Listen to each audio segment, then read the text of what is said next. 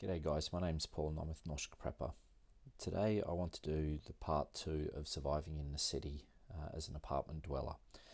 And this video is going to be called Surviving in the City and Its Dangers. Before we get into it, I'd just like to thank everyone who's subscribed to my channel. Now, for most of you it'll come as no shock that I'm shadow banned and my videos are being hidden on YouTube. I'm not really certain why that's the case. It's even getting harder to find my videos when you search. So if you find this content useful, please like the video, share it, check your subscriptions and your notifications.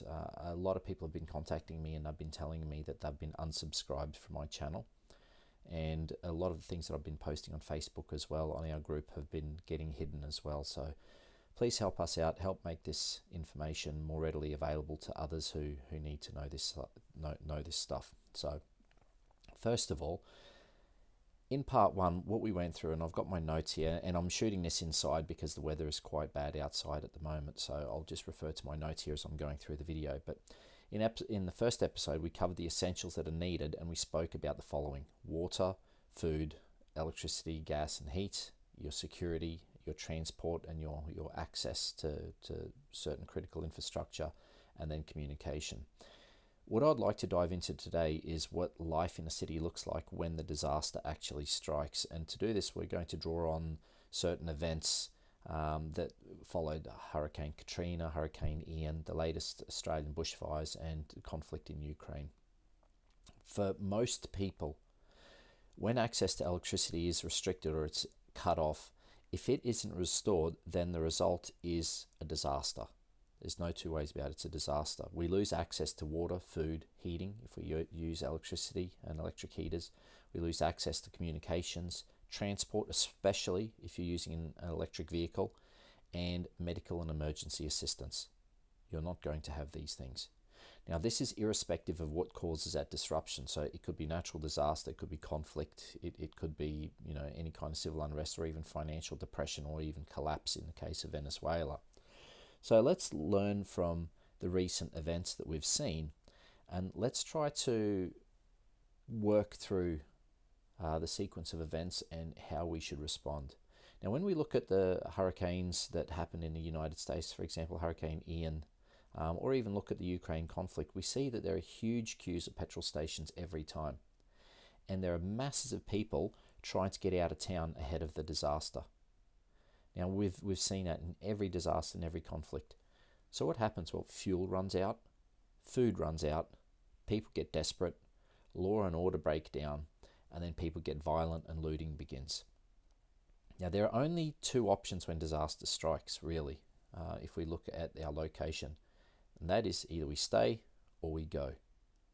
Now, I speak to many people that live in apartments, and many of them don't have an option to bug out and get to a secondary location. That means that they have to ride out the storm no matter how bad it gets. They're forced to stay where they are, and they really can't have any other alternative. They have to prepare as best they can. Now, no matter how prepared you are, you're likely still going to need to discard your waste, including sewage. You're going to have to fetch water, and you're going to have to travel within the city and possibly even exit the city if things get that dangerous that you're forced to. Now, these three activities, so discarding waste, fetching water, and transport, they introduce you to risks that are outside of your control because they involve you traveling beyond the relative or the perceived safety of your home or your apartment. Now, the more you need to leave your apartment, the more often you do that, the more risk that you're actually exposed to. The less cohesive the community, the higher the risk of violence and confrontation, because people don't know one another. They are not invested in one another's welfare and safety, so they're more likely to want to exploit one another to get ahead. The more limited the access, or the greater the limit of the access to these essential services, the higher the risk spikes for violent and potentially fatal confrontation. So this cannot be overstated. Now, a great thought exercise is to imagine living in a dangerous part of a big city. What can you do to reduce risk when you travel during the day? What about at night? Now, what can you do to reduce the risk of unwanted visitors that want what you've got. Okay, none of us take these risks and go into cities in the middle of the night into bad neighborhoods and think that we're going to get out of it unscathed. So this is a good thought exercise. What kind of things would you do to stay safe? Ultimately, if aid doesn't arrive during a disaster, then for most, the only option really is to leave the city. And this is why we always see long lines of refugees escaping and lines of cars filled with people and all their belongings before and during natural disasters and conflict. Now, if you don't have a backup location to escape to, it is really important that you carefully consider the 3 activities that are mentioned. So discarding waste, including your sewage, fetching water, and traveling within the city and possible exiting of the city. Now let's look at the first one, waste and sewage. If you don't have proper waste management and hygiene processes established, then you're opening yourself up to disease. You're running a huge risk that you're going to get sick. You need to have a plan for managing septic waste.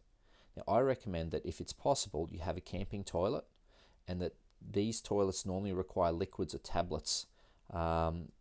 Especially if you're going to be using this as your primary toilet, there are additives to keep the smell down and to kill the bacteria that tends to grow in septic waste. This will mean that you'll need heavy-duty bags for emptying the tank into, so that you can dump the sewage, and you can store it long term until it's safe enough for you to go out and dump it. You need to consider where you're going to dump your sewage and your waste, because piles of fresh bags outside your apartment may bring you unwanted attention. So you need to have a plan for that before it gets to that point. So let's have a look at the water situation. Now, whenever we watch documentaries in Africa, we always see that the predators tend to congregate outside outside the water holes. They're at the same place every time where they ambush their prey. It's always at the water hole. Now, water is essential for life, and most times there are limited places where you can access fresh drinking water, especially in a city. Now, we saw in Ukraine, specifically in Donbass, civilians that attempted to access water at communal wells came under sniper fire and mortar attacks, and many of them lost their lives, even small children, when they were trying to access water. You have to have a very clear picture in your head. Where will you get your water from? And do you have alternative sources for that water? Have you stored sufficient water that if access is limited, that you're going to be able to survive? And can you treat water if it becomes contaminated? If it's a river somewhere, if it's a lake, what happens if there are dead bodies floating in there? Are you going to be able to purify the water so that you can still survive? So let's look at the idea of transport. Now, if you think back to the footage of disasters like Hurricane Ian or during the conflict in Mariupol in Ukraine, how did people get from point A to point B? Most times they were walking. There were occasions where they had bicycles. Even rarer still, they had a moped, and extremely rarely they had access to a car. This meant that they were restricted with their movement and how much they could transport and how quickly they could transport their goods. One thing that you never ever saw in this footage during these emergencies was an electric vehicle that was functioning and working, transporting things and people. You never see an EV, ever. If you live in the city, you must have a good pair of shoes. A bike, a moped, and spare fuel that is in secure storage and ready to go. I mean, if you can swing a moped, that's fantastic. If you can't, you at least need a good bike to be able to get around in. If you're depending on an electric vehicle for your transport or to facilitate your evacuation, then I strongly urge you to reconsider this as an option. It's just not going to work out. There's a reason why emergency vehicles rely on combustion engines. One thing we never see in disaster relief footage are electric vehicles used for evacuation and transport. They are inefficient, often unreliable because the access to energy and the grid is unreliable as well. Therefore, they become impractical. So let's look at the idea of how to stay safe. Now, during crisis situations, many countries enter a state of martial law. Now, this can be disguised with colourful language, and we can get creative and call it a lockdown or a curfew or suspension of civil rights, restrictions, a war act, all of these kind of things, but they essentially mean the same thing. It means that you can't move freely and you're going to be arrested, prosecuted, or even worse, by the government if you actually try to break that martial law or that curfew. Now, this means that in addition to worrying about hostile people who are desperate, you now have a government that also may act hostile towards you too if you need to move or access resources that lay outside of your home. Now, if you've not managed to get out of the city, then you're going to find yourself in a very, very challenging situation with very limited access to essentials. And if there is a lockdown or martial law, you will not have the ability to move once that martial law is imposed. Now, this scenario has played out in Venezuela, Sri Lanka, Ukraine, Australia, USA, and in many other countries where we've seen natural disasters and civil unrest. Now, most people don't know their neighbours in the city. So if you're an apartment dweller, there's a very good chance you don't really know your neighbours at all. Therefore, you're not really prepared as a member of a community to assist or receive assistance because you just don't even know the people around you. You're not part of a community. You're living as a huge number of individuals in large apartment blocks. This means that if you live in an apartment, you realistically only have these two options that I've spoken about previously. Either be completely self-reliant and have all you need in your apartment, or two, you get out before things get bad. Now, it's unlikely that option one is going to work because you have space and security limitations in an apartment. In Norway, many apartments don't even have the means of burning wood in order to heat the apartment. So if you lose power, you're going to have a very, very tough time in winter in an apartment in the city. So this means for us in Europe and North America and other places where we have very cold winters, you very strongly need to consider getting out of the city. This brings me back to what we covered in video number 1. You have to build relationships with the 3 F's: family, friends, and farmers. You don't have any alternative. Long-term city dwelling during a state of emergency is not a game that you're going to walk out as a winner. You have to build these relationships. So you need to consider alternative residence. Now, how do you begin prepping for an alternative residence? First, you need to establish where that's going to be, and you should be around people that you can trust. You need a way to get there. You need that backup transport that we spoke about previously. You must ensure that you have supplies at your alternative location so that you are not a burden. And if you can, you need to make sure your supplies at your apartment, where your primary residence is, can be easily transported because they're going to be very valuable in a state of emergency. Make sure that you are familiar with alternative routes to your secondary residence and you have a means of communicating with the people who are already there.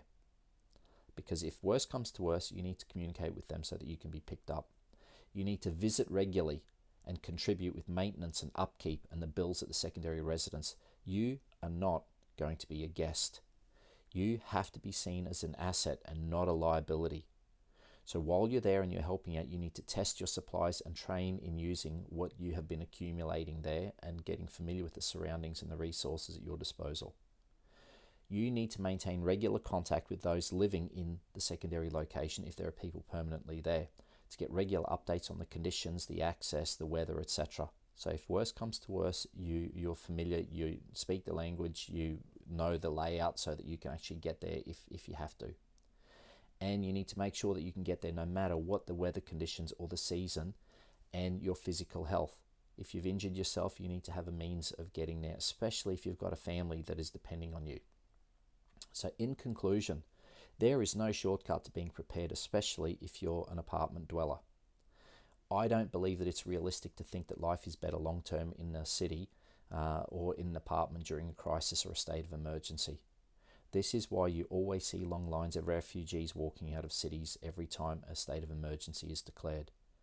We have a period of peace and plenty right now to be active in finding a place that we can call home if anything should happen. Guys, I strongly urge you that you do this. Things are moving so quickly in the world right now.